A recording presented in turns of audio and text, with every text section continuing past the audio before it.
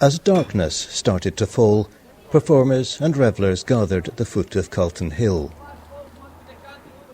From the sound of their voices, many were tourists from Europe and North America. This event has changed dramatically over the years, but has always been a loose interpretation of the historic Celtic festival of spring.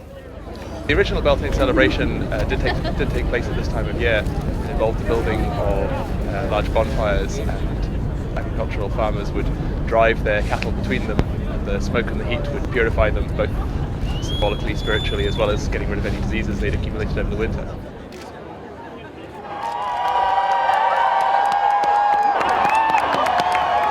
The festival starts in the darkness with performers using ancient techniques to light what they call the need fire on the Acropolis, which is first swung to get the flame going and then used to light all the other fires on the hill.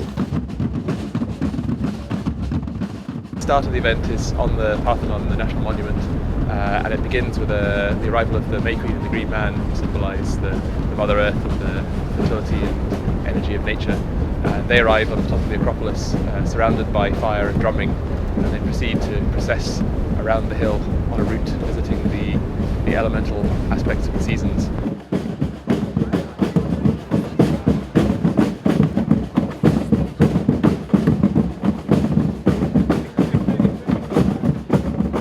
The procession, led by the May Queen and her entourage, is accompanied by the sound of the hypnotic beating of drums.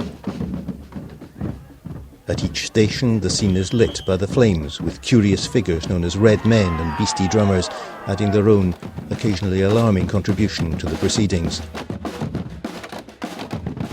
The performers come from many walks of life. Some have been taking part for several years. Well, we decided to go with a sort of earthy wood person approach, slightly otherworldly, but still friendly enough that members of the public could come up and speak to us on the night. So every costume is a little bit individual, but we're all following the same theme of wood sprites, really. Something, like Susan said, friendly and approachable, but otherworldly. I've been involved in society for many years, actually through friends at university, and it's just something I've always enjoyed doing for the past 7 years. They're too young to remember the original, which was a very different event to that of today.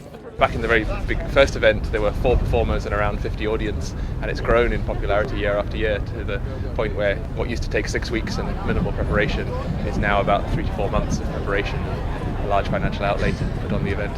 The organisers hope the festival will continue to grow and develop over the next 25 years.